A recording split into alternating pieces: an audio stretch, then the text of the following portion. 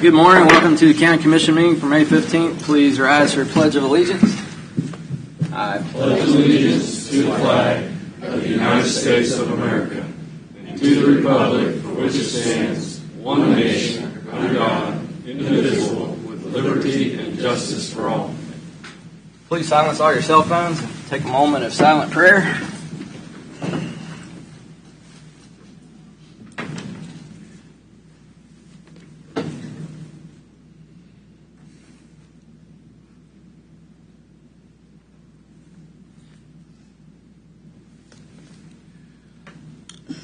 I'll begin a roll call this morning with Commissioner Mike Stephen. Here. Commissioner Vicki Cause. Here. Commissioner Mike Smith. Here. Commissioner Jeff Culberson is here. Commissioner Doug Smith. Here. All present and accounted for. This week is National Police Week. We have a proclamation to all citizens of Leavenworth County. Greetings. In 1962, President John Kennedy set aside this week to pay tribute to the law enforcement officers of this nation and to memorialize those who have fallen in the line of duty. And the sheriff's deputies and their support staff in Leavenworth County work with courage and dedication to enforce the laws fairly, to reduce crime and violence, and in general to improve the quality of life for everyone in this community. And the dedicated men and women who have chosen law enforcement as a career often face unknown and extraordinary risk and danger in preserving our freedom and security. And those men and women are mothers and fathers, sisters and brothers, daughters and sons, and we give gratitude to their families for supporting them in their career. And the employees of Leavenworth County Sheriff's Department office play a growing role as ones who promote harmony and mutual respect among citizens in an increasingly diverse population. And we wish to give everyone an opportunity to appreciate and thank the men and women of Leavenworth County Sheriff's Office who dedicate their lives to public service. Now, therefore, be it resolved that we, the Leavenworth County Board of County Commissioners, do hereby proclaim May 12th through 18th, 2024 to be National Police Week in Leavenworth County and urge all citizens to participate fully in this observance. In witness whereof I hereunto set my hand and affix the seal of Leavenworth County this 15th day of May 2024, Leavenworth County, Kansas, to be National Peace Officers Memorial Day. We got one here. Come on up. Did you want to say anything in particular? Okay. Thank you. Thank you guys for everything you do. Yep. I know it goes unappreciated a lot, so we want to make sure that some of us really try to make sure you feel appreciated. Well, we don't try to defund the police. Absolutely. That's a fact. Okay, moving on to public comment. I don't have anybody signed up for public comment this morning. Anybody have anything in particular to bring up? If none, we'll move. Administrative Okay. business. Administrative business. We've got a notice about the Kansas retirement is increasing the counties, the cities, the school districts' contributions to that retirement system. And how's that going to impact our budget? Mr. Lawfrey, would you be able to chime in on that? Sure. The commissioners, as you're aware, we have our, there's two different types of the retirement system. There's KP&F, which is Kansas Police and Fire, EMS, and then the Sheriff's Office staff are participate in that. Not administrative staff, just the sworn officers at the Sheriff's Office. And then there's the CAPERS, which is the Kansas Public Employment or Public Employees Retirement System. So the current rate, or the current rate for KP&F is 23.1%, which is the county contributes 23.1% of an employee's wages into the retirement system for them. And we were notified that that rate will be going up to 24.67%. So 1.57% overall increase. And the CAPERS rate is currently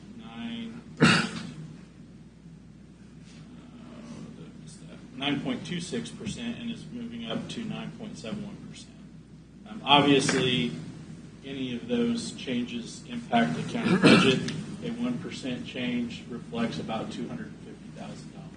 So just a kind of a rough number. That's not exact, but it's pretty close. So those are numbers that we are obligated to participate in. It's not optional. We have to contribute that. It has went up just in the last 10 years. At least on the CAPER side, it's at least a 3% increase, and on the KP&F side, I believe it's It used to be 4% for capers, and I don't remember the amount for KP&F. And I'm not as familiar with KP&F. Obviously, I do not participate in all states. I'm not as familiar with that. I could look at it historically where it's at, but I know it's also taken a significant increase over the years. And the retirement plan for capers, there's 3 different tiers now. Each time they add a new tier, they degrade the benefit to the employees, but they don't lower the cost to the county. So tier 3 is what the current employees, any new employees are in tier 3. And it's more of it's not as much of a defined benefit as the previous ones. It's more of here's a guaranteed return on your investment. But the county still has to pay the same rate for that for their employees. It's not just the county, it's any public employer, schools. That's what I'm saying. It's every taxing entity that's got to pay that, and it's another unfunded mandate. And once you're in capers, it's optional to get into capers or KPF. Excuse me. But once you're in, they don't allow you to get out. So every time they make one of these changes, and I know it doesn't seem like a lot when you talk about 1%, but for the county, the 1% is $250,000. So between the 2 plans, it's another $300,000 or so in premiums that we have to pay for that. So capers is not, their investments are not making the program self-sustainable. Well, one of the problems that the capers and KP&F both have is that they were so, I'm just going to say poorly managed in the past, that they got underfunded by over 50%. But once you get to that point, if you're a private sector, the federal government takes over your pension plan. In the states, they can take it over as well, but they don't have to. So they've allowed the state to continue to try to dig their way out. But for a plan to be successful, they need to get about 7.5% return on their investment. That's assuming full funding. So when you're at half funding, you need to receive 15% on your investment just to tread water. And obviously there's not many plans that get anywhere close to that. That's why they target the 7 to 7.5%. So they got so far behind, there's no way for them to catch up via better management of the funds, so they started increasing the rates that the participants had to pay. So it just went up. At the same time, interestingly enough, right across the state line from us, Missouri has what they call loggers. It is, I believe, 98% funded today, and they started around the same time. It's just a management difference. And then also the state of Kansas borrowed money from the pension plan. There's the problem. And even if they pay it back, the lost interest and compounding interest becomes a problem for that fund. So, Mark, I got a question for you. When I was the city manager out in Lansing, I was there when they borrowed the money, put it and invested, and they lost their shirt and shoes and their hat when they made those bad investments. But let me ask you, can the state still do that, or do they ever provide update a new law that says you cannot rob capers and switch it around, even though the state can do what they want? But is there anything ever changed on that? Well, as we know, the state can follow their laws or not.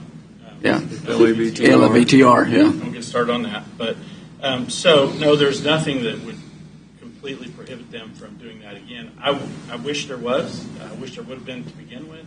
And I wish that from a management standpoint, they would have been held more accountable. But it is where it is now. So our rates will likely continue to increase. Even though the benefit has went down, the cost has went up. Don't forget the $536 million that's invested in China from capers. We'll never see that again. Well, that'll be another increase when that one goes bad. And the employees also contribute to that plan. They do. As well, mandatory contributions Yeah. in place. Yep. So in the case of like KPNF, that's 28, almost 29% of wages between the county and what the employees contribute go to that plan. And on the Caper side, it's 13.7% now. So a significant amount of payroll and payroll taxes are going to the state for this program, and they're still. I know they're better funded now. I think they're maybe pushing 60%. They may have gotten over 60%. Yeah. Looks bleak. That's all I had. Okay. Anybody else have anything for administrative business before we bring up the library? I don't. No. Appoint member to the Northeast Kansas Library System. So, Commissioners, we received a notification for the Northeast Kansas Library System that we are to the county is to appoint one of the board members.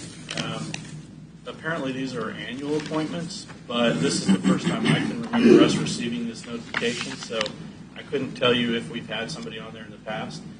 So I just wanted to ask you all how you wanted to proceed with filling this appointment. Again, we usually put something on the website. We can put something in the paper if you'd like. I just want direction from the board on how you wish to proceed. Yeah. That's the way we usually handle it. So We'll try the free version first, and then if that doesn't pan anything out, then we can come back. move on to Yeah. Post on our website and Facebook and see if we get any response. And also, if the five of you can, if you think of anybody, if you can reach out and try to find somebody who would be willing to apply. Okay. When is that appointment? What's the deadline on that? I do not recall off the top of my head, but I'll give you that date. Okay, we'll do that. Next, High Prairie Township request. You want to handle that? Okay, I've received a request from the High Prairie Township Board of Trustees to meet with the Board of County Commissioners to discuss Fire District Number 1 and moving forward with, my understanding is that they would like to remain in the fire district and not contract with the city of Lansing for fire protection, that they wanted to continue to move forward with the fire district as a member of the fire district, and then potentially to find other townships that would be interested in joining with Fire District Number 1 to form, to expand the district. But they would like to meet with us as the governing body that formed the fire district to ask questions about how we move forward. And I think David might be able to give us more information, as far as that goes. But so I just told them that we could not meet with them. I made sure that they understood that the three of them could not come in and meet with me because that's a violation of open meetings. So in order for the three of them to be able to have a meeting to discuss any of the things about the future of the fire district, it would need to be done in a work session or in an open meeting, because they themselves cannot do that. So I'm here on their behalf to ask if we can have a meeting, and I think that I'm fairly certain that on the 23rd, if we had them come following our meeting, they would all three be available to meet and discuss. It doesn't have to be a long meeting. I don't know. I'm just trying to.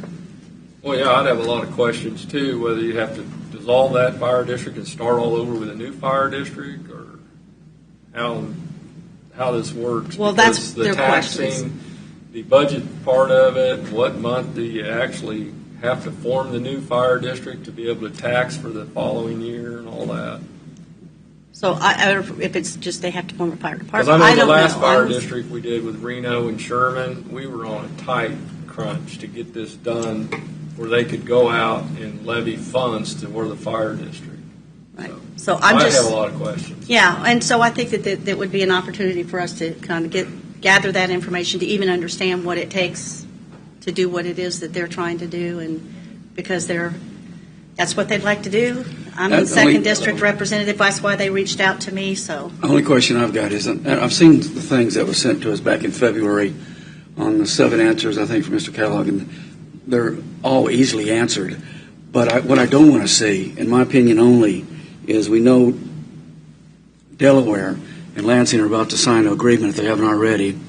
And High Prairie, they've been negotiating, and High Prairie definitely has the choice of what they want to do. But I do not want us to become the referee or drag this where we're getting into something that's outside the bounds of what simple questions like, how do you dismiss it, or a tax an entity. If the work session is just to go and answer questions, first of all, I think the staff could answer them. But if that's just to answer questions about things like that, I'm fine with it. But I don't want to see us go down the road. This has been going on way too long. No matter what side you're on it, it's going way too long. Lansing and Delaware, my understanding, talked to the mayor last week about to wrap that up. And if High Prairie wants to go in and do this, that's totally up to them with the cost. It's going to be a high cost, but at the same time, I'm fine. But I don't want to get in here and start giving legal advice, and then all of a sudden we're in a courtroom trying to explain why we gave total control of these three. I was on in the original meeting when it was signed up with late Mayor Bernard, and we've gone through the district, the appeals, and now the county Supreme Court said this. So for the most part, this is what they're supposed to be doing. This is what was written. This is what they're going to do. Now Lansing, whether I agreed with it or not, have decided to go that direction. I was hoping they eventually would come together and work something out, but it doesn't seem like we're going to go that way. So I don't have any problem with meeting with them as long as we're not going down the road to be given advice that we're going to be seen in court again on. Because I think we shouldn't be involved in this. And I agree with you on that, and that's what they're wanting to form a different fire district and bring in other townships. That's what I support. Yeah. Meeting and discussing that and answering the questions, what it's going to take and how the time frame that you have to do it so you can levy your funds for a budget. Yeah. Well, some of these questions on here I asked to get, bottom line is what happened to the contract is not agreed upon with all parties and stuff like that. Yeah. They had an attorney. I wouldn't entertain them questions. That's exactly what I'm trying to say. As long as it's just about them forming one, right, let's have at it. Right. But if it's about anything dragging us into about the past history, we don't want to go there. We don't want to go there. We gave total control of them. Yeah. It's been through court. It's done. Yeah. I'm the same thing. Yes, sir. I would not be against meeting with them. I think that's a good idea to meet with them in general. But before we meet with them, I know when the Fire District 2 was formed, our county councilor helped to actually craft that agreement. It might be better for them to meet with staff and just get a general understanding of how the number 2 was formed, and then we narrow it down to what specifically we're going to be discussing when we do meet with them. That's not a bad idea either. Well, I just know that they asked for a work session, so that's why I'm sure. I would think a work session would be premature until we get things kind of worked out with staff as far as what the legal things we can talk about and what the legal things we can't talk about. But they don't have legal representation at this point. They're just on a fact-finding. I'm just saying they're on a fact-finding mission. They cannot. Our staff can't give them legal advice. That's my understanding, and that's what I was told. And well, they can. I don't know if it's called legal advice, but you did help draft District 2's agreement. And District 1. And actually, District 2 had their own counsel, and they worked with the county as far as the response back and forth, because when you're forming a new fire district, the county is definitely involved. And I don't know that they're looking to form a new district. And that's the point, I think, is before we schedule it, or if you want to schedule it, we need to know exactly what it is they want to talk about. They've asked for a work session. If they could come up with a list of topics, that would be good to have so that we know and can be prepared for what that would be. What they asked was to meet individually with our staff and myself as the 3 township board members, and I said, you can't do that. You have to conduct business in an open meeting, or you have to inform that this meeting is taking place, go into, do the executive session, but I don't think that we want to go into executive. I'm not sure that we want to go down that route. So I think the most transparent way of handling this, even if we say we cannot give you that advice, even if that's the answer, that all of that can take place in an open meeting, in a work session that is recorded, and that there is, that we have.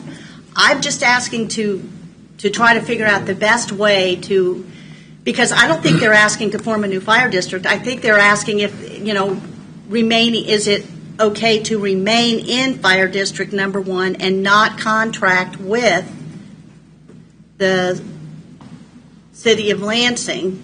It almost sounds like they need to retain their own counsel. Well, but that can be one of the things that we can Well, one of the things tell too, them that I they think, need to do. But I'm just, I don't think that it will kill any of us to sit down and say, yes, you may remain in the fire district, and that's pretty much the answer to your question. And then, I don't think it hurt though to have the questions beforehand so we know exactly what we're dealing with. well, I think we can do that. I mean, I don't see that there's. That way we can have a chance to research it, and we can say, no, we can't answer this because you need legal representation. This is something that's open that everybody can say. I think submitting questions, like Mark suggested, would be the first starting point for us. We could do that pretty quick. Well, Right, I I'd think also like to see the work session invite the other townships that they're maybe reaching out to see what they have to offer, and if it's something that's even going to.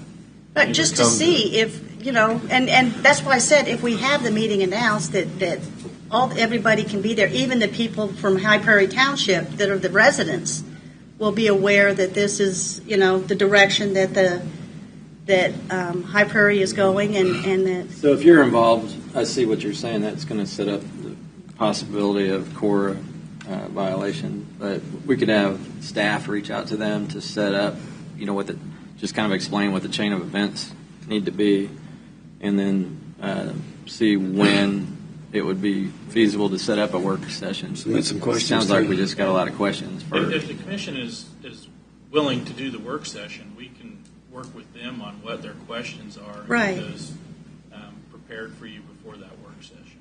So we want to direct staff, minus you, to talk to them beforehand, and then see what needs to happen next. And I also would have some questions too, and I'd like to know what townships we're talking about kind of joining the fire district possibly, and what their valuations are, and pretty much how this thing's going to be funded. Right, and I have no idea, because that's not my role as a commissioner. I was just asked, and I did not feel comfortable with meeting with them and meeting with our council, because I wanted them to understand that they cannot do that. The three of them can't come here to our offices for a meeting. And meet each of us one by one. Two of them can. Two. Only one can. Only one. I'm just saying, so what I was trying to make them understand was that the three of you, or two of you can't even. One of you can come and talk to me or our staff, but all three of you cannot.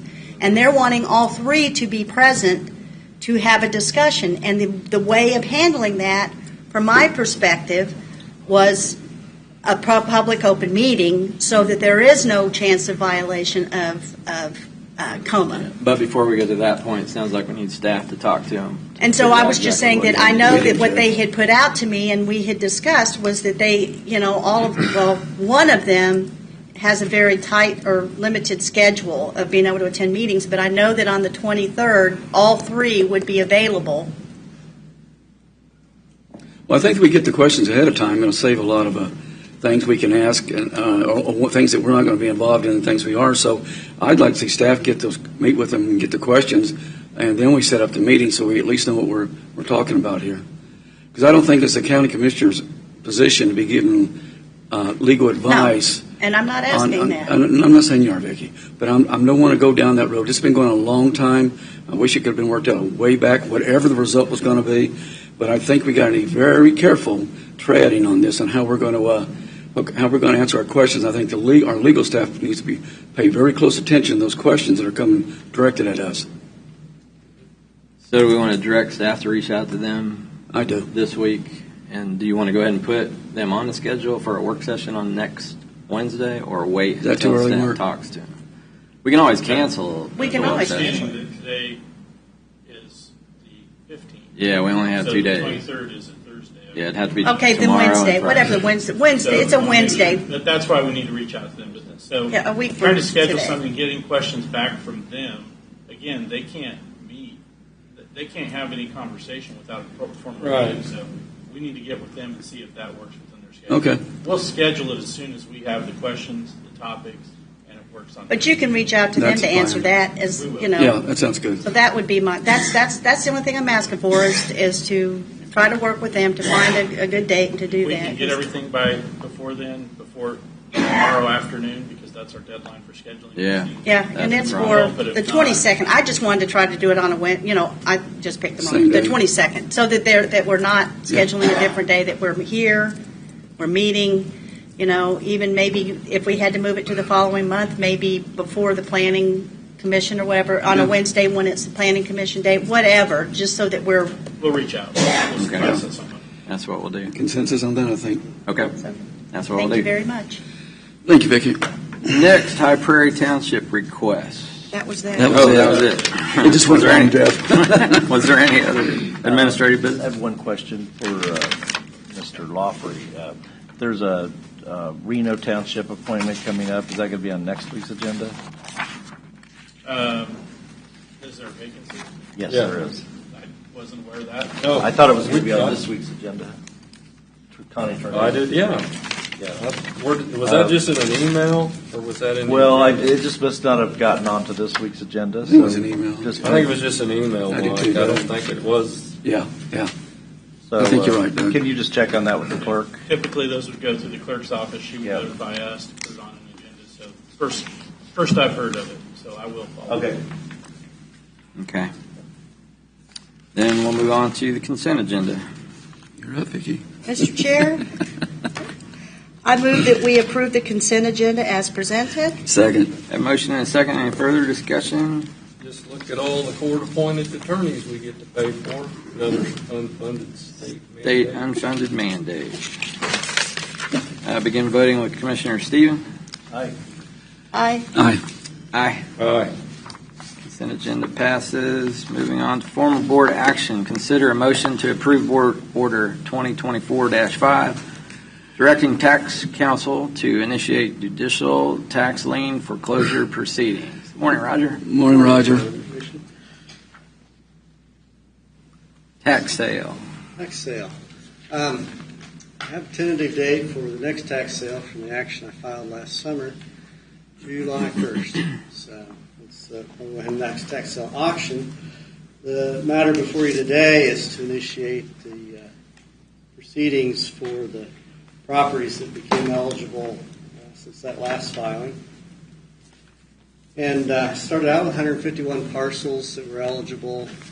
Sent out notification letters to all those property owners, and a large number of those did partially or fully redeem. I had several full redemptions this year where they completely paid all the back taxes. So that's resulted in about $418,000 in delinquent taxes being paid in, and since December of last year. We still have 29 parcels that have been all researched by title company so that they're ready to be filed upon. And I have 10 parcels that didn't sell at last year's tax sale that will be eligible to refile upon to get additional delinquent tax years included in the judgment. So that's what I'm here for today, to ask if you have any questions about this or order. Can you kind of, just for the benefit of the public, go through what the steps are on a tax when it gets to the point where it's going to go to a tax sale, how it gets there in Kansas? Sure.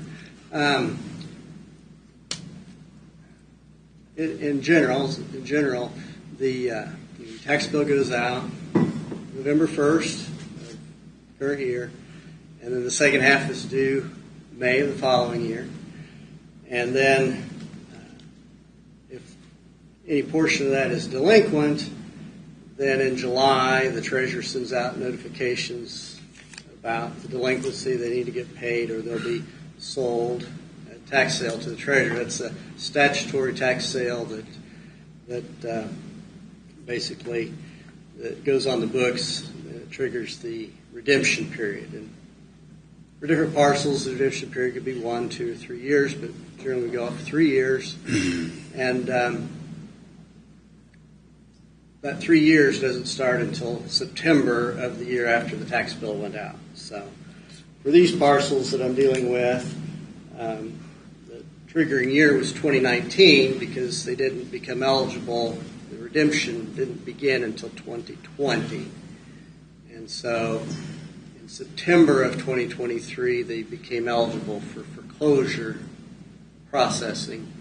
And that's, I worked up my list after that date. I usually do it in November, get letters out so that they're getting their tax bill and they're getting the letter from me as well all about the same time. Of course, every year there's the list of delinquent years on the tax bill, so it shouldn't ever come as a surprise that a person has delinquent taxes on a parcel. And from that point, I send out a notification letter, give people opportunity to get the taxes paid, or at least partially paid. Like they could pay just the 2019 and they wouldn't be eligible for foreclosure until the following year. But a lot of people do get them paid out. And that also gives me an opportunity to find out, this person passed away, do I have a good address, things like that. Start updating the records so that we get service on any parcels that we need to actually file upon. And so I sent out the letter, give them a deadline to pay without incurring the abstractor fee, because we do ask a title company to research. So we get a good legal description. We find out any other lien holders that are of record, district court, register of deeds, things like that. And then find out if there's any issues with the legal description. Sometimes there are, usually not. But and then once that work is done, then they also identify mortgage holders as part of that. So I did just send out letters to the mortgage holders. So if they have a mortgage interest that's still outstanding, sometimes they've been repaid and they just didn't file a release. So, but if they do want to contact their person that owns the property about paying the taxes, or they just pay them, the mortgage holder can do that. But, so that sometimes occurs as well. But typically the ones that get to this stage, there's usually not a mortgage involved. I think I had at least 29. I think there was 5 or 6 that had a mortgage that appeared to be possibly applicable. But and then we file a proceeding on any taxes, any properties are still eligible, and then that process generally takes a few months. By the time you get all the service process completed, and get to a judgment. So, like I filed the last one, I think last July. And of course, the court system was down for a couple of months. That created some havoc because I couldn't check service and see what status was on parcels. And finally got an agreement with all the council that were involved for the various taxpayers to, not necessarily taxpayers, but entities. Usually it's municipal entities that have specials or something on the properties, because they're also notified of the process and included in that foreclosure action. So anyway, finally got a judgment in just last week from the court. So it takes several months to complete the foreclosure action, and then I'm still 60 days out from having a sale, so 45 days from a sale. So that's the process. So it's a lengthy process. It takes some time, yes. A few years, yeah. Understatement. Yeah. I'm not very succinct as my cohort, Mr. I think Mr. Perry. Mars has exhaustively explained the process. Commissioners, see an uptick in people not paying taxes, you know why. Commissioners, I want to assure you, the county works with the taxpayers. Yep. This is not some draconian procedure. We try not to foreclose on properties. It is the absolute last resort. And I just want to assure the public, if they have problems with their taxes, to work with county staff. With that being said, motion to approve Board Order 2024-5, directing Tax Council to initiate judicial tax lien foreclosure proceedings. Second? Have a motion and a second. As far as further discussion, I just wanted to point out that the reason we have these sales is not from the actual sale itself, but it's, in this case, it's the almost $500,000 delinquency that's caught up to date, so that it doesn't Make go the through difference. the sale. Yep. Is really what the That'll cover the motivation. capers increase. It's a real motivation for the sale. But it's also great to get those collected and paid, because normally what you're going to receive at the auction is not going to cover the Not tax very bill. much. No. Exactly. So it's really good. The process really does assist the I think that last tax sale was pretty good. yeah, some of them go well, but Yeah. not Price always. of houses going up. Begin voting with Commissioner Stephen. I Aye. Aye. Aye. Motion passes. Thank you, Roger. Thank you for the briefing. Apologies for my lengthy. no, I think that's You did a good job. You gave a good explanation. That was Good a good job. explanation. I appreciate detail You asked the personally. Yeah, me too. I was going to say, a commissioner asked the question, not you. Roger. So if anybody ought to be apologizing. Next, consider a motion to approve a letter of support for the Frontier Museum of the U.S. Army Foundation. Morning. Terry Lowe's. Good morning, Chairman Culbertson and members of the Commission. We appreciate your consideration for a letter of support for the Frontier Museum U.S. Army Foundation. As sitting on the board for two different museums in the county, we are very excited about this project. With the museum located outside the fence line on Fort Leavenworth, we actually have the opportunity for maybe upwards of 10,000 visitors per month. I don't have to explain to you what that's going to do to help our economy and to help the other museums that are in the area.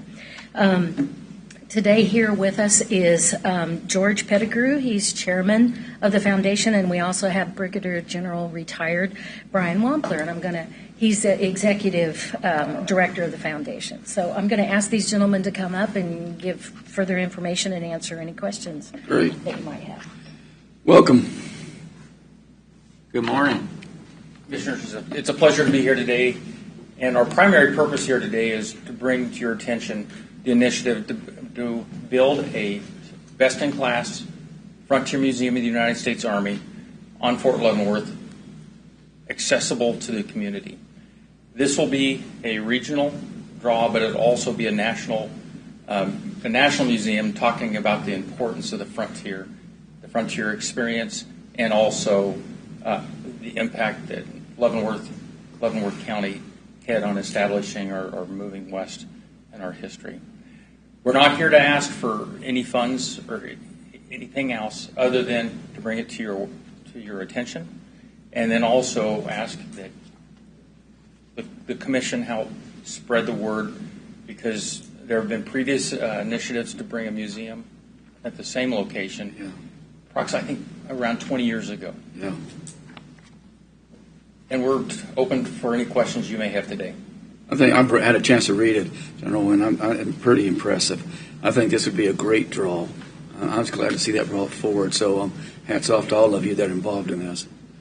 I know what a great museum it is, because I lived in number 8 Reynolds when my dad was in the military, so it's next door, and I used to be able to go to that museum all the time, and I loved it. It's a fantastic museum, and I'm happy to hear that because of the restrictions of getting back and forth onto the fort things, that having it placed outside of the gates of Fort Leavenworth is just an incredible opportunity for our community. Absolutely. That's probably one of the biggest draws, is being able to do it right outside the gates. That's just fantastic. That's the only way to do it, I think. Yeah. Yep. What's your primary funding source? Do you have federal funds, or do you have is it donations, or? So it'll be a combination. So we will be seeking both through the Senate, championed by Senator Marshall, supported by Senator Moran, Senate earmarks, but also through the U.S. House. We're also meeting with the state for possible funding sources there, ARPA funds that may be left, and other funding. And then the third category would be private fundings. Private funding, we are a not-for-profit. We're incorporated as a not-for-profit in the state of Kansas. We're also an educational and historic organization, and we have received confirmation of our 501c3 status through the IRS code. So, and then once we construct the facility and the grounds, we will gift it to the United States Army. Awesome. Fantastic. That's great. Now, one bit of information that we haven't shared publicly yet that we would like to today. So we've been working with the United States Army Center of Military History to identify the size of the facility. So right now, the tentative size will be 75 to 80,000 square feet. Wow. Of interior space. And we're costing that at around $800 per square foot. And that'll adjust based upon the time, as you all know, and the fluctuation of building materials. A very significant aspect of the museum will be the grounds. I like to always say the Army's an outdoor sport. Well, we know that the museum will be open 40 hours a week. We're hoping to have the draw of the grounds with statues, artwork, and paths, and we're hoping to connect it with other paths within Leavenworth County, such as the upcoming Centennial Bridge and other paths, walkways, and heights. We're excited. We appreciate your time today. I think it's great. I saw there. What was the time frame again? I think it was that you hope to. So we have a very aggressive time frame. So we're looking at 2026, 2027. So either groundbreaking or actually being able to complete it based upon fundraising activities. So, of course, we have the 250th anniversary of the United States of America coming up in 2026. Yep. We also have the centennial of Fort Leavenworth in 2027. So, well, I'm pretty impressed, and hats off to everybody that's been involved, this general and the rest of the staff. I think it's just fantastic. With that being said, I'll make a motion to approve a letter of support for Frontier Museum of U.S. Army Foundation. It's a packet to look through. Oh, it's a packet. Oh. We have a motion and a second. Any further discussion? Begin voting with Commissioner Stephen. Aye. Aye. Absolutely. Aye. Motion passed. Thank you very much. Thank you. Thank you, guys. Next, consider a motion to. Okay. Sorry. Did you have anything else, Charlie? Next, consider a motion to approve matching funds for the $550,000 BJAFY 24 Justice and Mental Health Collaboration Program grant. Morning. Morning. Good morning, Commissioners. Today, I know that I am asking for what seems like a daunting amount of money for a grant over the next 3 years, but I cannot begin to explain how important this would be without making that request to you. As you know, we have long struggled with resources for mental health and justice collaboration in Leavenworth County. And just last year, we were able to receive a $200,000 grant that was non-matching through the Sunflower Foundation. And we began to implement cross-system work here in Leavenworth County between my Office of Community Corrections, the Leavenworth County Sheriff's Office, and the Guidance Center.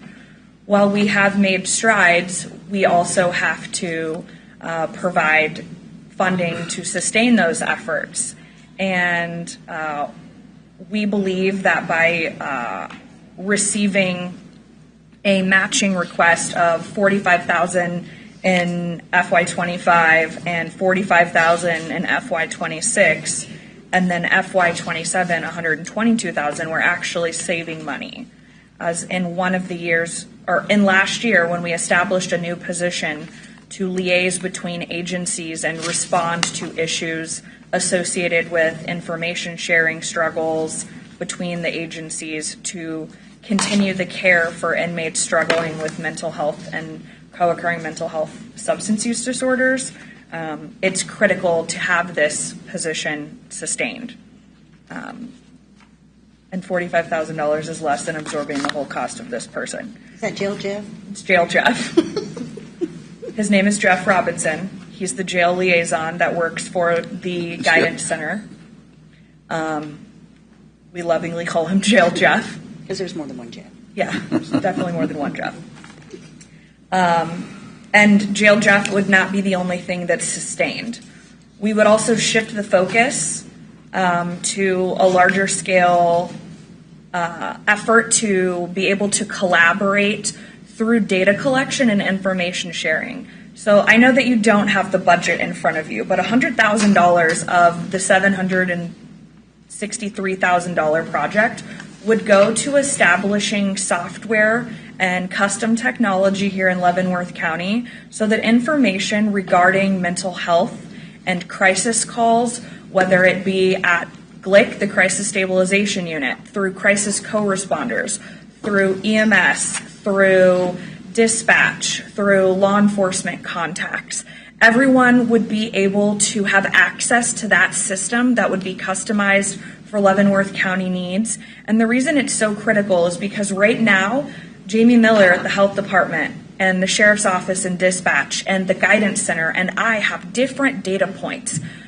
But some of them have information that they can't share with us because it's protected health information. But this system would allow us to share information in a database where it's not protected by health information because it disassociates the individuals and their identities and just allows us to show how one individual can come through a community, and when they're struggling with mental health, it will show how this one person is not just a high utilizer of mental health services, but also law enforcement and emergency medical services, and how it can reduce the overall cost of an impact of these costs to the community by investing more in the front end and collaboration.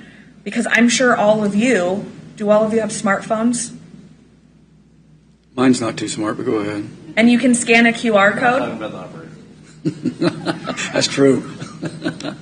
Well, sorry, go ahead. So a part of this, the goals of this grant with this software would also be able to make public access points. I'm sure that many of you have encountered someone in the community that's been struggling with crisis, or maybe someone that you know has encountered someone that's struggling with crisis.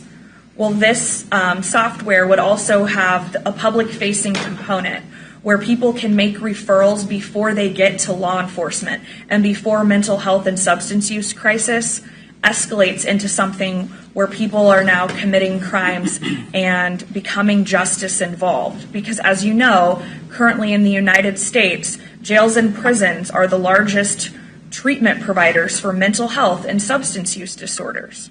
And that's not solving the problems. It also increases our liability and the liability of law enforcement and detention staff when people are in crisis without treatment. And so this project would be huge for Leavenworth in terms of creating pathways and infrastructure to share information, but also cultivate and collect data that we can leverage for future large-scale projects, and to obtain resources from the BJA or the DOJ grants. Additionally, part of this project and grant that I wrote, I believe in working smarter and not harder, so I really just found what another community is doing to make this effort. And there's a community in Rockingham County, Virginia, that's demographically very similar, population size. And I actually reached out to their sheriff's office to see if I could utilize their implementation plan and their design. So we're not reinventing the wheel here in Leavenworth to create something that someone else already created. And they put me in contact with the grant writing group and the evaluators who have this technology and were just granted several $million to commercialize the technology that they created with this other county and their law enforcement and health department and mental health agency in their community. And we would be able to duplicate their studies. So not only are we bettering the community, but we're going to be able to contribute to this larger scale study on how communities can respond when they have been significantly underserved in terms of funding for mental health and substance use resources. I got just a quick question. Mark, this directed you, our budget guy. Impact on the budget. I'm reading through this, and how is this how's this hit us? So first of all, this is just a grant application. We haven't actually been awarded a grant or anything like that. Understand. But if the grant is awarded, there is a matching contribution of, I think the total amount is $220,000, something like that. Is that right? 213. Yeah, 213,000. So that's spread out over the course of 3 years. Right. If you don't get the matching grant, there's still the position that exists that Jamie's referencing. So either that position goes away, or we fund it, which is $120,745 a year. So if the grant is awarded, we can fund that position with 45, and 100 and I lost that number. 122. 122. So overall, there's a cost savings to continue the level of service that we currently have if we get the grant. If not, then they'll be asking for the full $120,745. Well, I think it's well needed. Don't get me wrong. That's been a problem in this country for a lot of years. I just want to make sure that how we're going to set up the funding to come down. And y'all been pretty successful with grants, so we're counting on you here. Okay. But She's I going think through the one of the trauma of ways doing that I said that Jamie's now going through the trauma of doing a federal grant, so Yeah. we need to at least. Bill and Connie There's a and few of Mark us have also been- dealt with the trauma of me going through Just say that it's a great opportunity, and it expands. It really does expand the efforts that we have invested as a county commission in I agree. improving our behavioral health services, our correction services when it comes to the inmates in the jails and taking care of their needs, and for community corrections and the opiate crisis and things. All of this helps to improve that, and because Jamie told us about the intercept mapping and all of these things. It's allowing those things to come together to really provide a better Leavenworth County. And services to our people in the county, in my opinion. I agree. I think You're absolutely right. Yep. I think Jamie identified one of the areas that we would hope to be able to utilize to contribute our match, which is the opioid funding if it continues Right. on. Yes. So that's our hope. We know we're going to continue to get it. I don't know that we know the exact number right now, but that's where we would use those funds to provide our match. Okay. So They're from still a staff making it. from a staff point of view, as the guy that is forming and formulating our budget, is it your recommendation that we move ahead with this? Well, I think it's a great service, and I would hope that the opioid funds would be enough to cover it over the next 3 years. So yes, I do recommend going forward with it. If it was a direct impact to the general fund, I would probably recommend denial just because our budget is. Right. That's what I wanted to hear, Mark. In this Okay. case, with the opioid funds, I would. Answer my question. Okay. Thank you, Mark.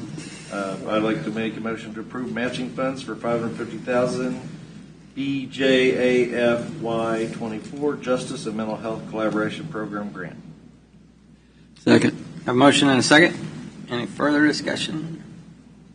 Hearing none, beginning voting with Commissioner Stephen. Aye. Aye. Aye. Aye. Aye. Motion passes. Thank you. Thanks, Jamie. Good luck. Next, consider motion to approve matching funds. Oh, that's what we just did. Consider motion to approve bid pricing from VLP Equipment for the lease of the new 2024 case skid steer loader. Commissioners, today for your consideration is the approval of the bid pricing, the low bid from VLP Equipment for the lease of one new 2024 case SV 340B skid steer. This did include a 5-year, 5,000-hour lease with a full 5-year warranty that also included all fluids and filters for the piece of equipment. So this is a pretty much a all-in-one package that guarantees that this is the maintenance cost as long as there aren't incidentals where an employee has an accident in it that would not be covered by warranty. We advertised the purchase. We did receive 4 bids. Our current piece of equipment that this is replacing is a Bobcat track loader. It's equipment number 108. It does have mechanical issues and has had substantial mechanical issues throughout the years that we have owned that piece of equipment. It never really has stayed consistently running. The new machine will be capable of running our recently purchased asphalt milling unit, and that existing machine was depreciated out fully. Our leasing stuff is really working out well, leasing the equipment versus the purchase, right? I mean, I'm just saying it's been a good. It's a lot. Yes, it has allowed us. One, it allows us to get these pieces of equipment faster. Yeah. We do get government pricing, as you can see from these bids. I think if we were all in the private sector and we could get this pricing on a lease, we would. That's all right. that the contractors would use. It is very competitive and a very good process. Is the equipment situation getting better? Like, say, you get this machine and all of a sudden it goes down and you're waiting a month for parts. I mean, are they going to be able to give you another machine? Or It hasn't across the board gotten a lot better. We have had a tractor down. One of our New Holland tractors has been down. They don't have any spares on their lot at all. but we're still paying the lease while it's down for a month. Yeah, that's pretty much. We were stuck with that one for a month, or it wasn't quite a month, but yes, there are some equipments that there aren't available pieces of equipment to replace it. I know recently we just received a new oil distributor, and so we will have some pieces of equipment that we're going to Purple Wave, but we want to make sure that we don't have any of the initial setup issues with the new piece of equipment, but going into the asphalt Makes season. sense. So Yeah. some of this equipment will have a few months overlap, but yes. So your asphalt miller is basically just for bridge approaches and Bridge approaches would be the primary use that we're going to try to use it for. it's not going to be big enough to take an asphalt road back to gravel then if we need to. We'd probably rent a BOMAG to do that. Okay. Sounds good. Any further discussion? Nope. I'll entertain a motion. Motion to approve bid pricing from VLP Equipment for the lease of a new 2024 case skid steer. I'll second it. Motion and a second. No further discussion. Begin voting. Commissioner Stephen. Aye. Aye. Aye. Aye. Aye. Motion passes. Thanks, Bill. All right, thank you. Thanks, Bill. Next up, consider a motion to determine the annexation proposed by the city of Tonganoxie, Kansas, embodied by Resolution 2-24-1, will hinder the proper growth and development of the area. This sounds familiar. Mr. Chairman, can I make a statement first? Yes, sir. I just think as we are talking about Tonganoxie and we're talking about this agreement and the annexation and the Evergy improvements that they're making down there, that we should bear in mind that the largest industrial private development in the history of Leavenworth County has gone in at that location. Hills, $350 million worth of investment for Leavenworth County. After the 10-year period of exemption, it will directly benefit the county taxpayers in tax dollars. But even right now, the 20 mills for schools, for Tonganoxie Public Schools, is being paid and going towards the public schools of Tonganoxie, benefiting our county's public schools. So I think as we discuss and talk about this annexation and the roads and these issues, I think the background of that should be kept in mind. The fact that there's been tremendous growth, tremendous expansion, and we when I started on the commission in 2019, we had a industrial park that was nearly empty, and now we have an industrial park down there that's nearly full. So we've seen growth, improvement, and it's going to benefit the county in the long run. And I just think that should be, as we talk about this issue, kind of the background. Well, there's some more background to that. The county gave $5 million for that industrial park, and we also put in a turnpike interchange. Absolutely. So there's been a significant investment on the county's part. And absolutely. And the well dries up sometime. Well, and it's dry. I don't think that the issue I was making is the. Well, that's the issue I'm making. I understand, sir. So, do you have any further Commissioners, notes on this? 2 weeks ago, this was on the agenda. 6 weeks ago, it was on the agenda. It was tabled for 30 days so we could try to work some clarification and agreement with the city of Tonganoxie. Last week, or not last week, 2 weeks ago, it was extended again so that we could continue to work towards that agreement. Today, we do not have any kind of an agreement in place that would address the issues that we have that would hinder the development. But we are working with the city. We continue to work with the city.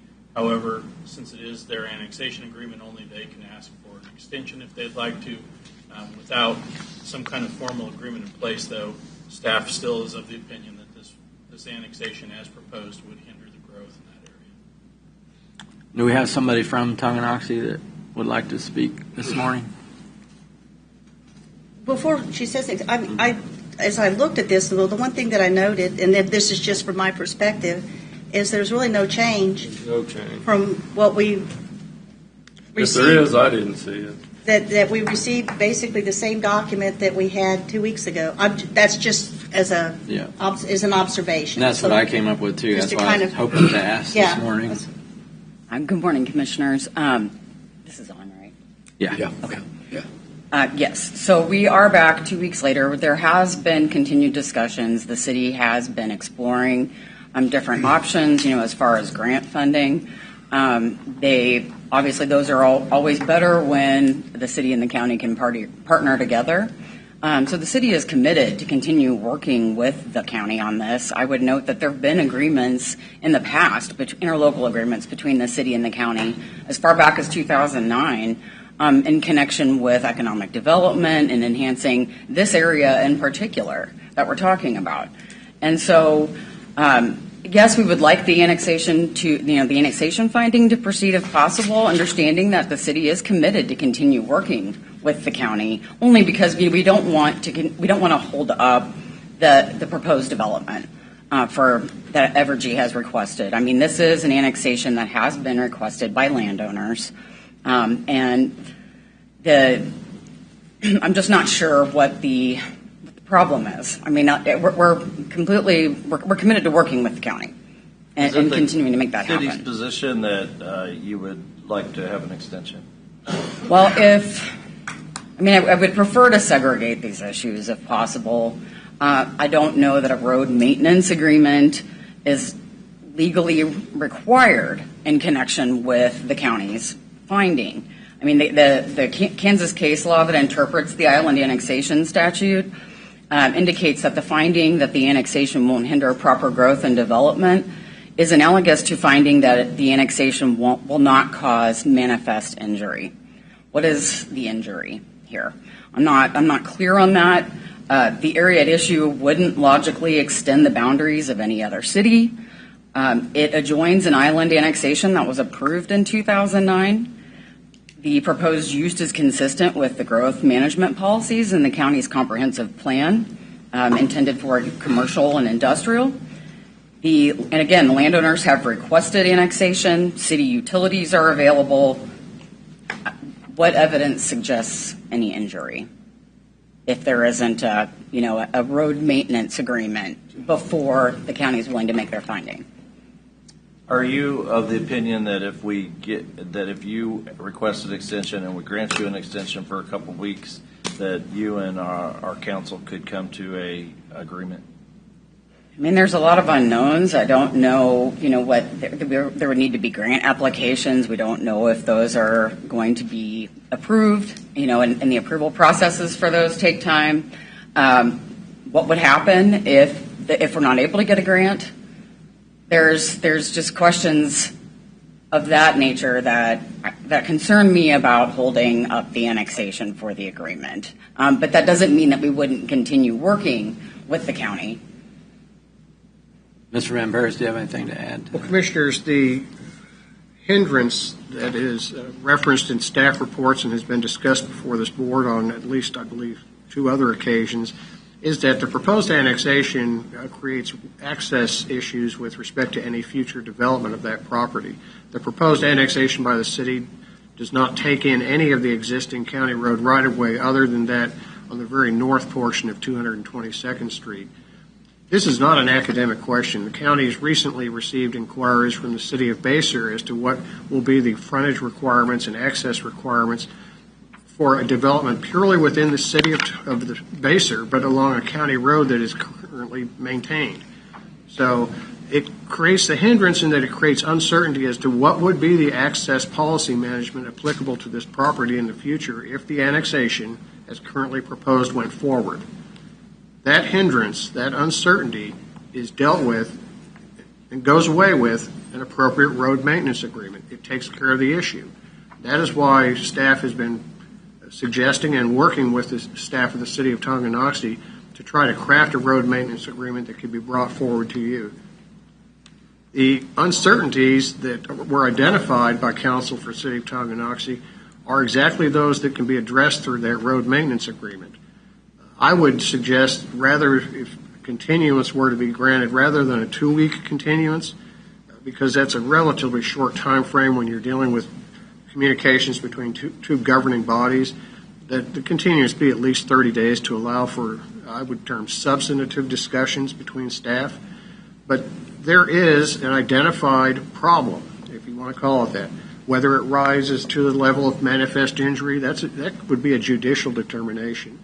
But I think the issue before you and the board has identified to staff and asked staff's input on is the road access issues and the development that follows from that with respect to the proposed annexation. So is the city of Tonganoxie requesting an extension?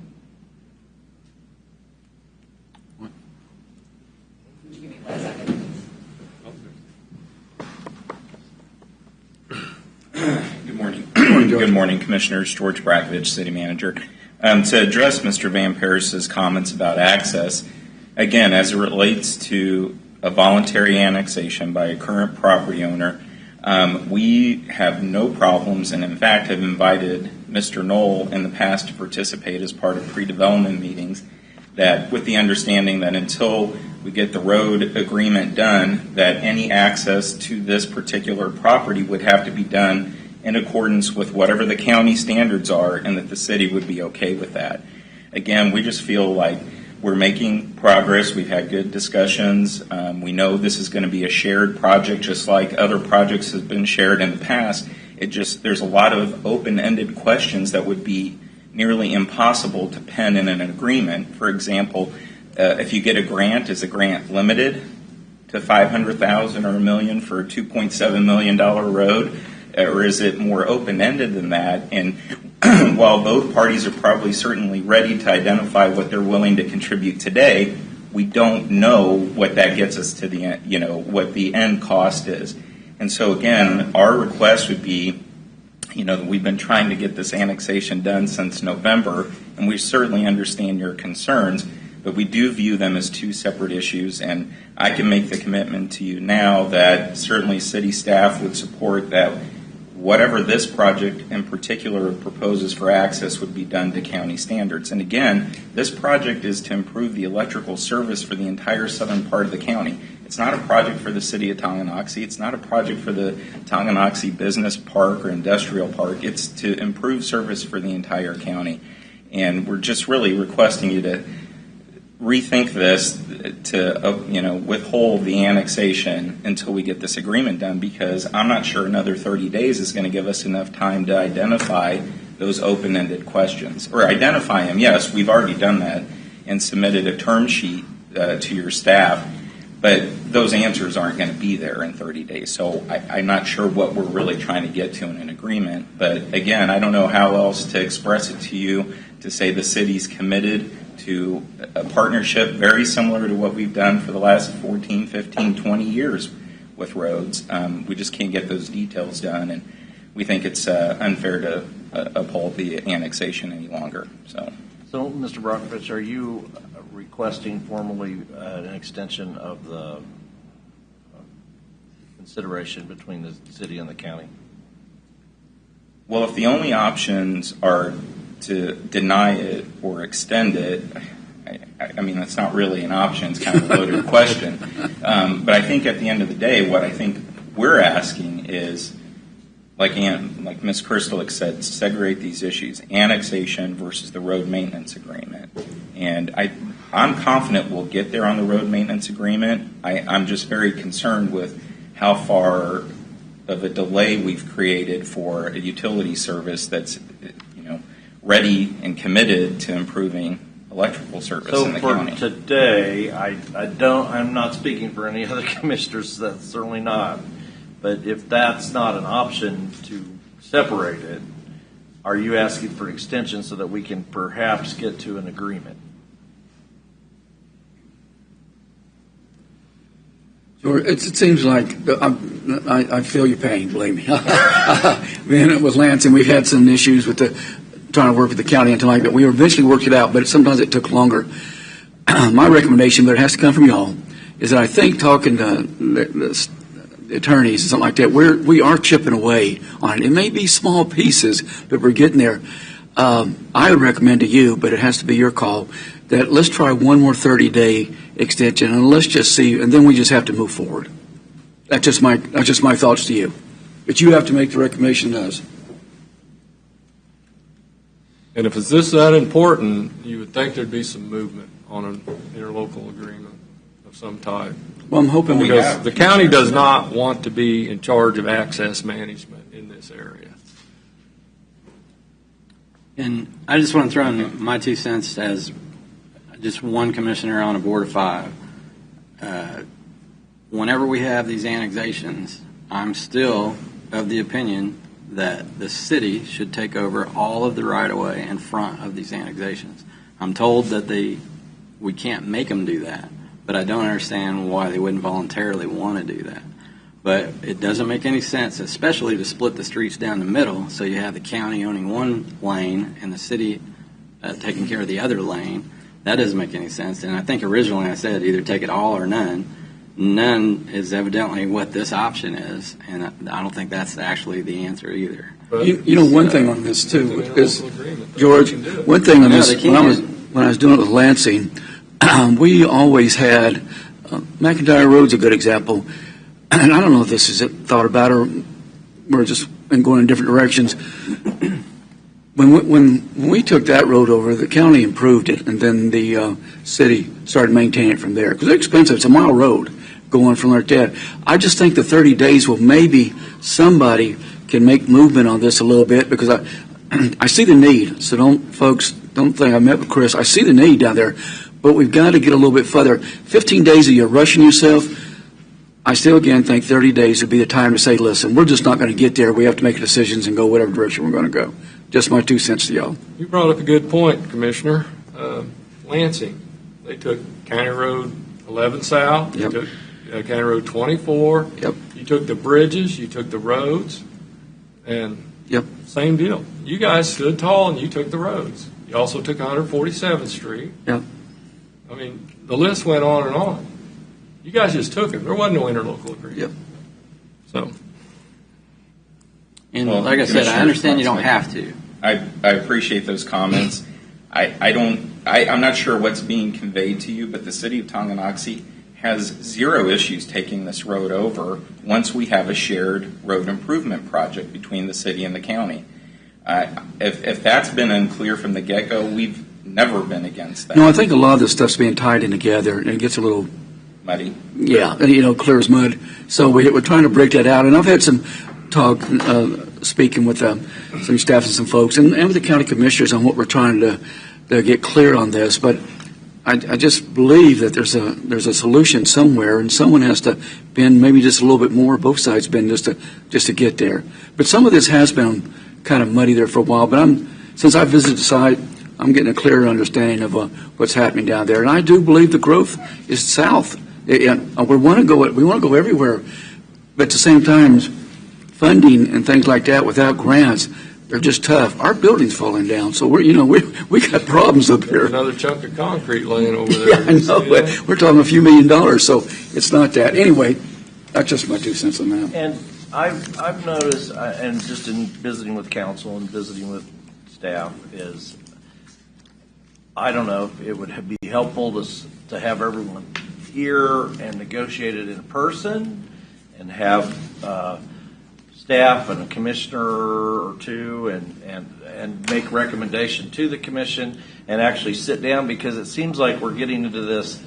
This email goes out, and then we wait a week and a half, and then the next email comes back. Instead of actually sitting down and staying in the room till we got some kind of at least a compromise agreement, and then take it back to the governing bodies to where this is what we can agree to. In the 30 days I was throwing, this has to be time to make a choice. I mean, we can't keep going like this. If the sides can't come together like that, we just have to come up here and make a vote with y'all's recommendation and see where it goes. Commissioners, if I could. Yes, Mark. There is a path forward without a road maintenance agreement, which I believe we've communicated, and that is annexation could be to the middle of the road. That then addresses the issue of who controls access to a piece of property that's in the city but accesses the county. So I think we've relayed that to the city, that a road maintenance agreement addresses those access issues that we believe hinder future growth, or an annexation that goes to the middle of the road on the properties in question. I think that's been proposed, so there is a different path forward. If their concern is that the road maintenance agreement is not reachable in the next 30 days, they could then just amend their annexation and submit a new annexation proposal to the county that would include to the middle of the road. But today we do not have a legal description that spells that out. No, the current annexation clearly does not include any portion of the roadway or right-of-way. Just to address that as far as the annexation legal description, I don't believe we would need to do an entirely new resolution and resubmit to the county if there were going to be an agreement for the city to take half of the road. Because the legal description, the county's findings don't involve setting a legal description. It's just whether, it's the bigger finding. Is the annexation going to hinder or prevent proper growth and development? It's the annexation ordinance that would address the legal description that would follow the county finding. So the city would be willing to take half of the road. The issue, however, that's how we've always, that's how annexations have historically gone. And I understand the concern about, well, then you've got these split, ownership of the road and who's maintaining. But again, the city is committed to working with the county on that. And even in connection with this annexation, the city would be willing to take half the road if there would be a commitment that it's not about, any cost share pertaining to the road isn't going to be about the percentage of the road that's in the city versus the county. Because I've seen percentages addressed in various correspondence, and at this point, it just wouldn't, we don't believe that would be the fair approach here. So back to the original question, is the city requesting an extension? If the city were to agree today that we would take half of 222nd Street all along the area to be annexed, would the county be willing and commit to continuing to work with the county on a road maintenance? Well, I don't think we're negotiating. I think we're just asking you if you want an extension so that they can negotiate. You want us to? Are you requesting an extension? So they can bring that back to us. What you're saying, basically. So, we can't really negotiate that right on the spot here, but I think the process is to ask for an extension, and then I think our position would be, if it sounds like we're heading towards an extension, so if the recommendation from this board is 30 days, we don't have an objection to that. I would just ask for some consideration since we've been trying to get this done since November. And again, it's current Leavenworth County property owners wanting to voluntarily annex. The city's not demanding anybody put their property in the city. And for whatever their reasons are for that, that they don't want to stay in the county, I would just ask that within this 30 days, Commissioner Stephen threw out, maybe can we introduce a different team? Does it involve city staff with a city elected person, county staff with a county elected person, just so that we're not stuck in the same grind? Because I'll just be honest, I don't know what else we're going to discover in the next 30 days that haven't been addressed since November.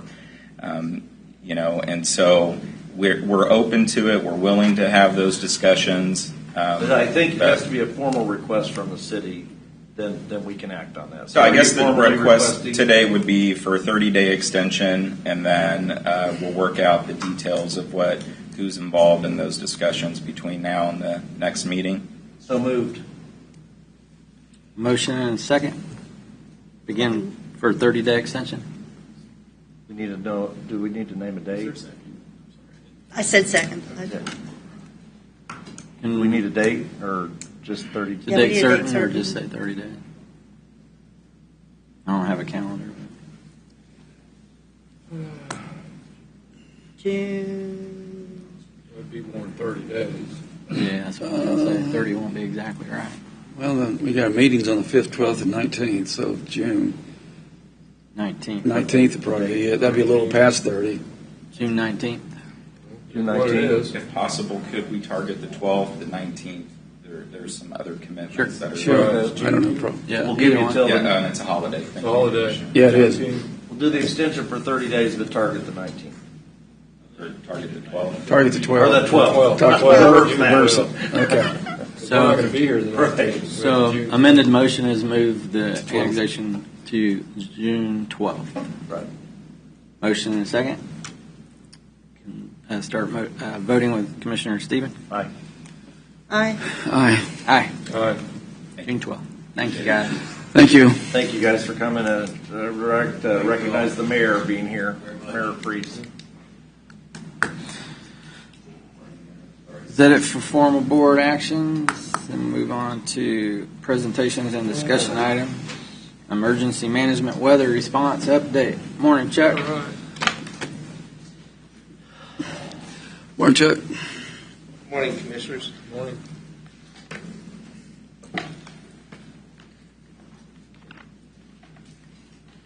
Not quite for sure, but I'm going to kind of start with where the emergency management program lies currently. Put it in perspective, in 2019, I lost Kim Buchanan, which was my deputy director. Then I was back into a training mode with Zach Phillips coming on board from the Sheriff's Office.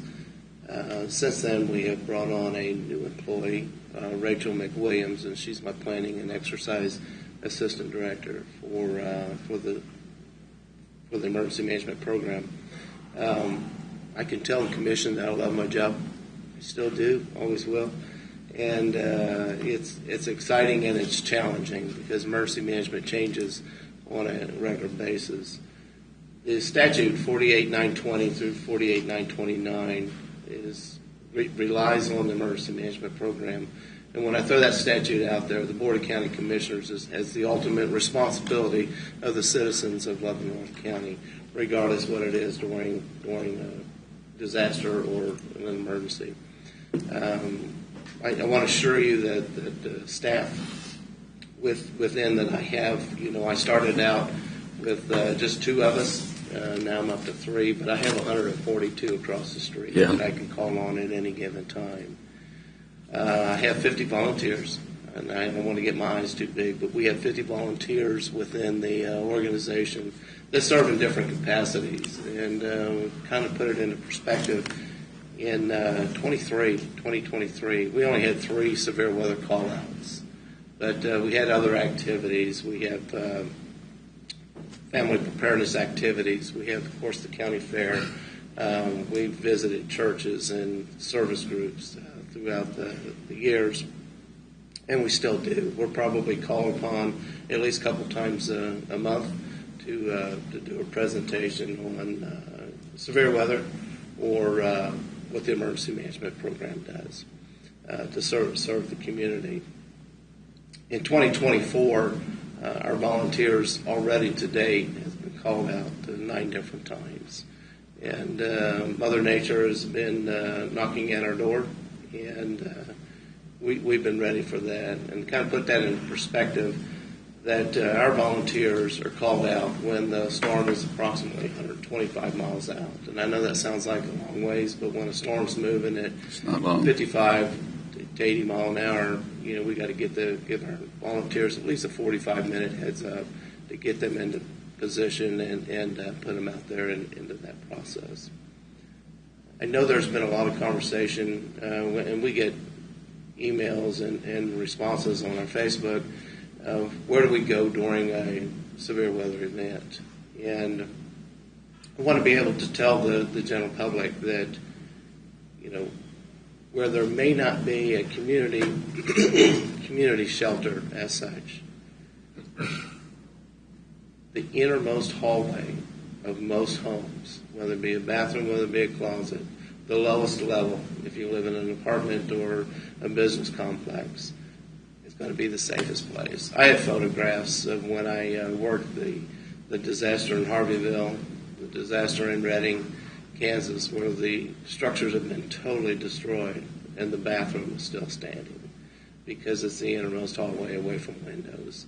The same with closet areas. So I think the general public, what we have found, and we just had a huge discussion with this with the emergency managers across northeast Kansas just yesterday. And I hosted the emergency managers here in Baser. We had 32 individuals that attended. And one of the discussions was sheltering. And the sheltering program went away in 1993, actually. And it was a government-funded situation where FEMA would provide, they would come out and they would do inspections, and the old fallout shelter, if you will, were also looked at as storm shelters. We had very few in Leavenworth County, but there were several that was identified. But when that program went away, there was a lot of data research that went into that the general public, one, that when the survey goes out and says, how many folks are actually prepared for a disaster? And I asked the commission, do you have a go bag? Do you have a 72-hour kit? And, as I see head shake, but out of that survey, when it came back, 57% of Americans said that they were prepared. But out of that 57% that actually said they were prepared, when they got looking down into answering questions even further, it was almost 51% weren't truly prepared. So when you put the data together, 85% of Americans aren't quite as prepared as they wish they could be during a disaster. With that said, what happens with the sheltering program becomes a liability issue when government agencies start getting into play. Because I'm not a structural engineer. I can make the recommendations till I'm blue in the face, but where you can go within your own home. But it becomes a liability issue. And Mike, you know this for Commissioner Smith, I apologize, that when Lansing had the community center, we had to make sure that Ken Ketchum had the key. He was one of my volunteers. He was down there. He unlocked it. Is that still going on? I don't know that for a fact.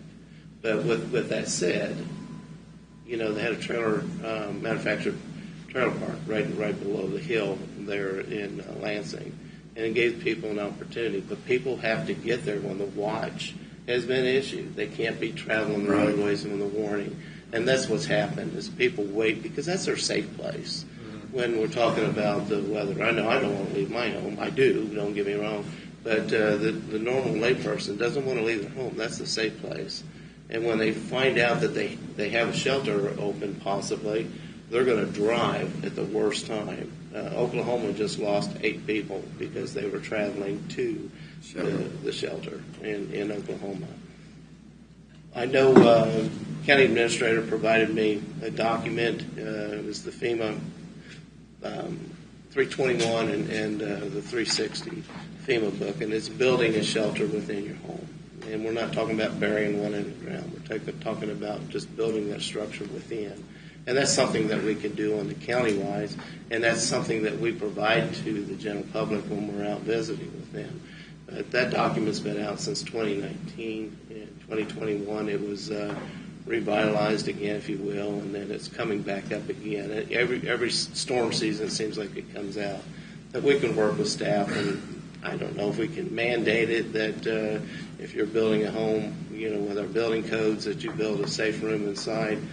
I just don't know where that can go. But I have a good team. I have we're going to be doing the Fort Leavenworth exercise, which is coming up here in a couple, 3 weeks. I know Jamie's involved with that. And then Rachel is working on, and Zach and myself, on other exercises. We're trying to crawl before we can run, if you will.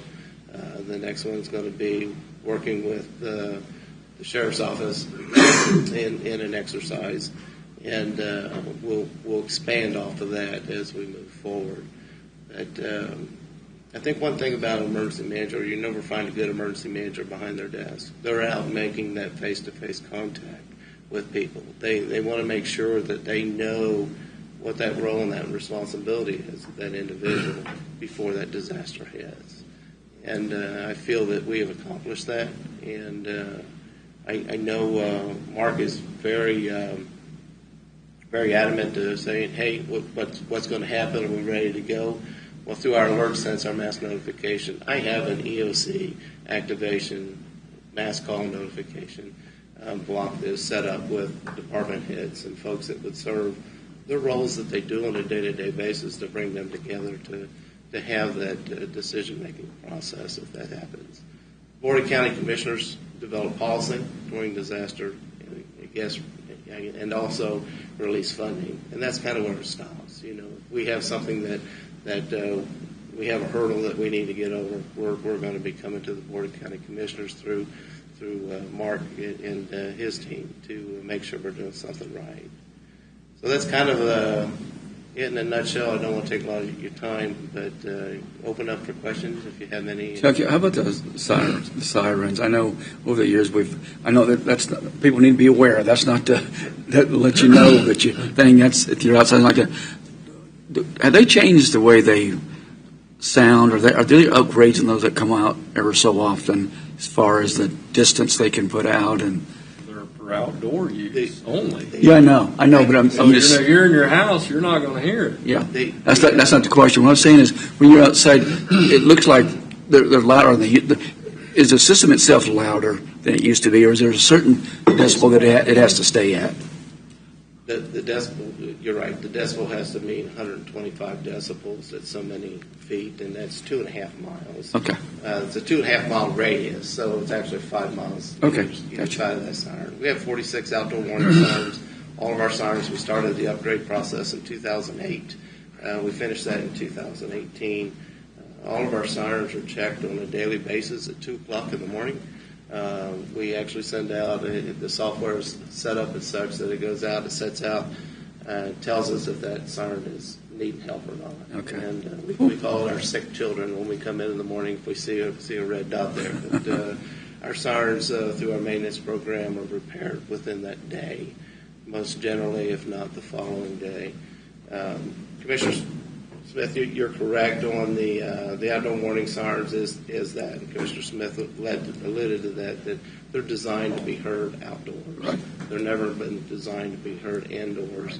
And we highly recommend to have multiple ways to receive your severe weather information. Totally agree. Many more That's people all smart. have smartphones Most people do. that alert them. You make the plug to our alert sense. You can go to the website to get our alert sent by just either hitting the Q code, or you can type in Leavenworth to the number that's there, and I think it's 3869. I don't remember the number right off the top of my head. Text it to it, and you're automatically signed up. It's very easy. We have about 13,000 folks in Leavenworth County that have signed up to that. We post it in our Facebook, and our Facebook followers is about 12,500, give or take, that we have on a regular basis. And we try to put that out there in front of individuals on a regular basis, as well as when severe weather starts to approach. We use the media. John Richmeier's been very good with Leavenworth Times about getting that information out. And with the change in the international building codes and all that, the houses are more energy efficient, they're sealed up tighter, and there's no way you're going to hear that siren inside, unless you're right next to it. Just if you don't have the phone, then have the weather alert thing that is in your home. On our radio, you can pick right. Especially this year, it seems they're not like. expensive. I would not recommend anybody building a home without a basement in it. Or if you don't want to build it with a basement, then make sure you have a room that's built and designed. Right. My daughter just finished designing a slab on grade that the closet for my grandson is completely encased in concrete, so that if there's a tornado, that's their safe area. And When we took over the library in everything is Lansing, we did exactly that. We It's took over the designed for library out there in the Public Works. We in the center Right. built. It's in the center, and it's Double wall in the front of my house. It's a tornado room. and our And a basement concrete is top on it. Yep, and our basement is designed that way. But It was costly. yeah, I mean, but it's worth. Being picked up somewhere. So on this liability issue and not having storm shelters, let's kind of roll back. We're building 142 houses in Tonganoxie that are going to be on slabs. Those are going up right now. If I'm a citizen or individual, and I've been talking to some of the churches about maybe opening up the basements, but if I'm an individual and I know that there's like a Linwood tornado, an F4, and we have plenty of warning, like we did during that tornado. I am going to be safer if I find a location that's underneath the ground or in a basement than I am in an internal wall situation, correct? Yeah, it depends on the building and the structure is what it comes down to. Well, I mean, you're going to recommend that you be underneath the ground. That's the best recommendation we can tell folks. That, your lowest level, and that's what they're going with. If you have a basement, that's great. So I hate to see liability become a factor when we're talking about tornado safety, because people, we're not going to open up the church because there might be liability, and that seems like the litigious world we're in. I could recognize the attorney, but I don't. You live in a slab house, and there's a tornado coming. You probably better start praying and go to church. Well, we get into people, and I'm sorry, David. We got to instill in folks that self-preparedness has to take place somewhere along the line. The whole personal responsibility. And Commissioner, getting back to the liability, I as a county employee don't want to ever partake in something that's going to either put the sheriff's office or you folks into a liability situation, because we made a recommendation that this is where you need to go, and then that facility does not stand up. And County Councilor, correct me if I'm wrong or right.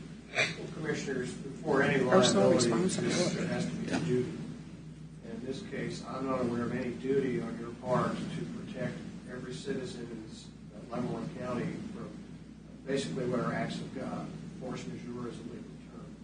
Tornadoes. I'm out in the field and I get hit by a hailstone because the siren, for whatever reason, didn't work. You can be sued for anything, but as far as whether there would be actual liability on the part of the county, that's pretty remote. I think what Chuck's telling you is Leavenworth County follows all of the federal and state guidelines with respect to emergency preparedness, and that's the extent of your duty, is to warn the public, advise the public what they need to do to protect themselves. If, for example, a church wished to open its basement, that's purely gratuitous. They don't have any duty to do so. They're simply offering that. It'd be a real stretch to find that there'd be any liability if for some reason somebody was injured while they were trying to get there. Well, but there's a difference between legal duty and moral duty.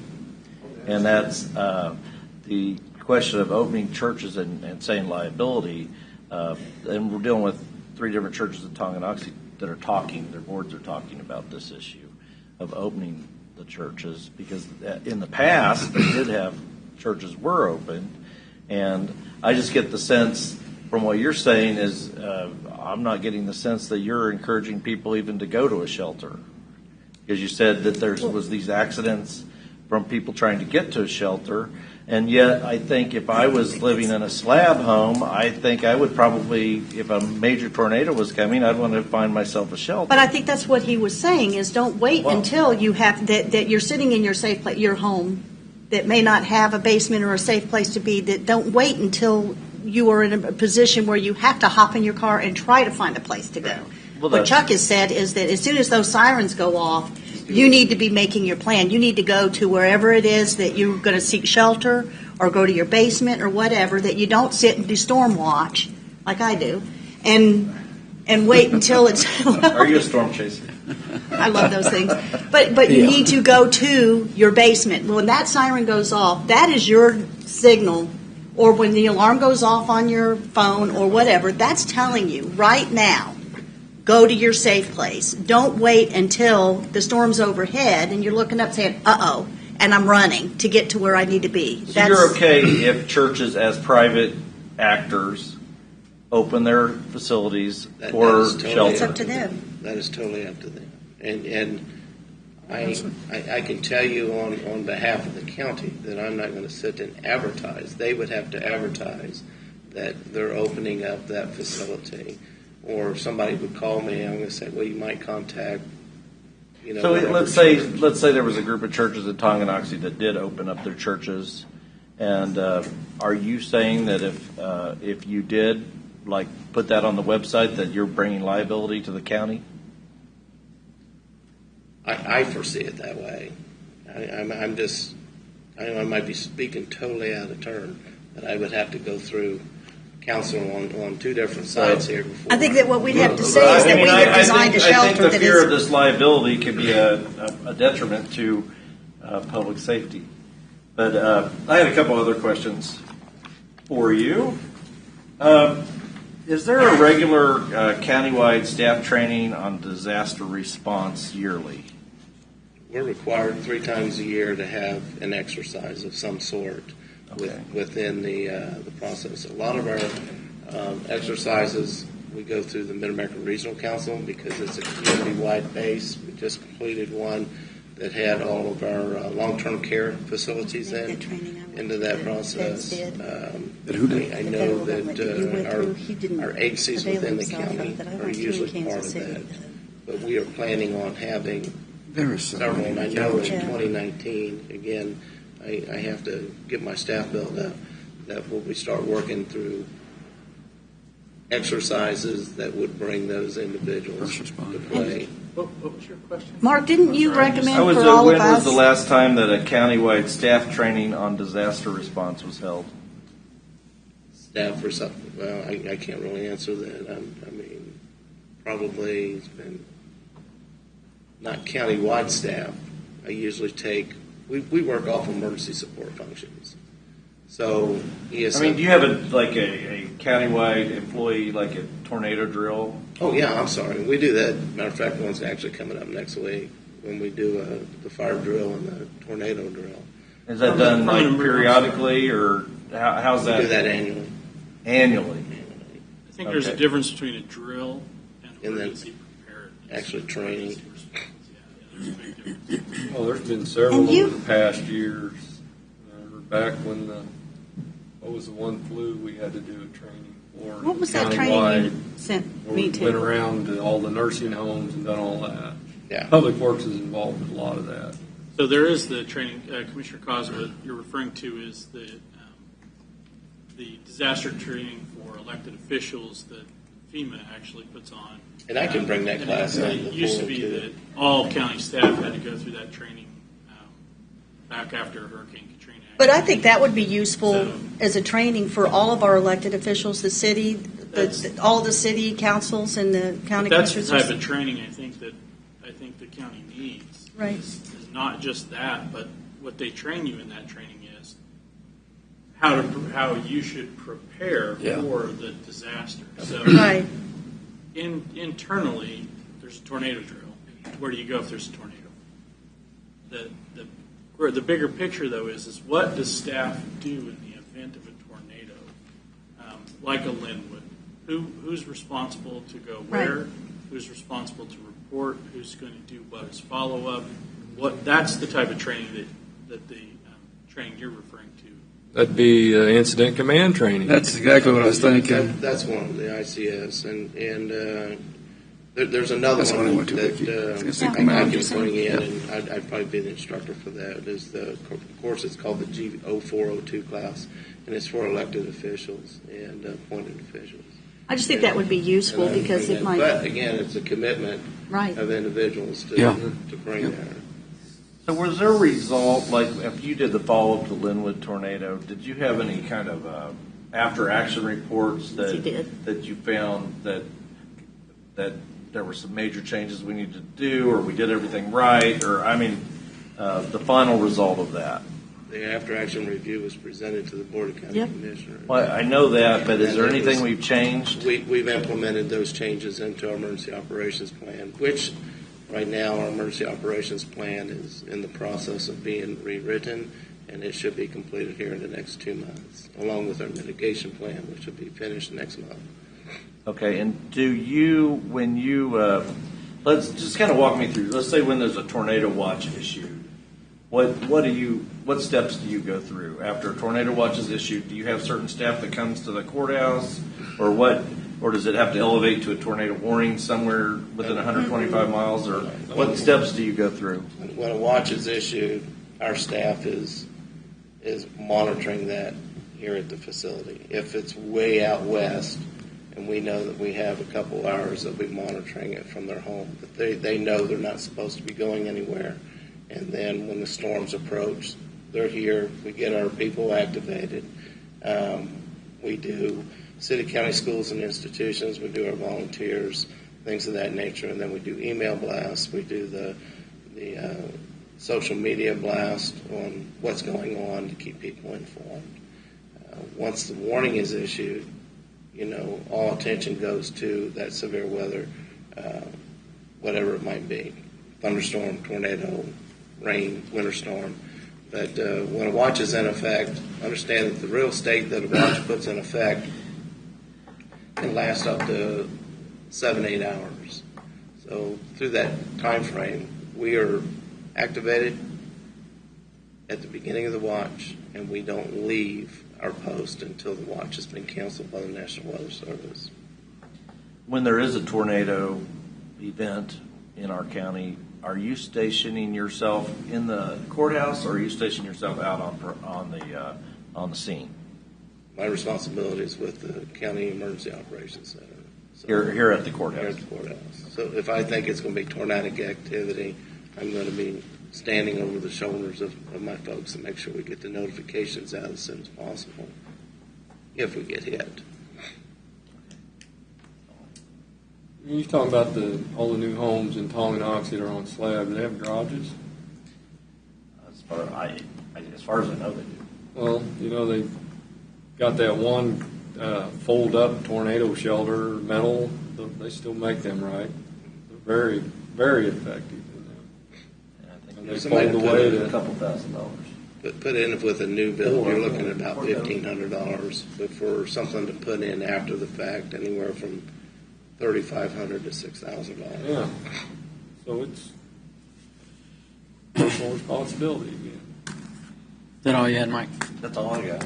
Anybody else have any questions? I just thank God for them volunteer weather people that Yes. jump in their vehicles and go out and watch for hail to come and pound on their cars. And it's interesting, if you've never been just to observe, I went just to observe the training one time when I first was, and it's very interesting training. It's very informative for the people that are even being certified to do the watch. All of our volunteers are certified. Right. That's why I said they're all certified, and it's very interesting. How are you doing on volunteers, Chuck? You need more, or you got plenty, or? Right now, we're setting pretty good. I'm pretty heavy within the city of Leavenworth. I say that because of the locale, but we need to get pushed out further, into the county, up up around Easton. You're looking for more volunteers in the rural Always area? look for more, and if we don't need them, we'll definitely tell them at the time. And they can get their application, Commissioner, they can get their application off the sheriff's website, and just look for emergency management on the left side of the tab, and drop down under the emergency management division, and the application process sits right there.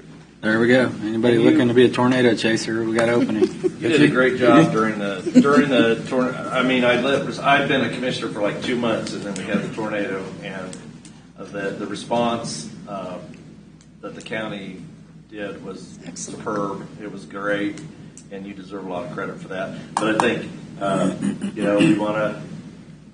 It could happen again, unfortunately, and we want to keep our responses. Were you in Tonganoxie in early 2000 when the tornado hit?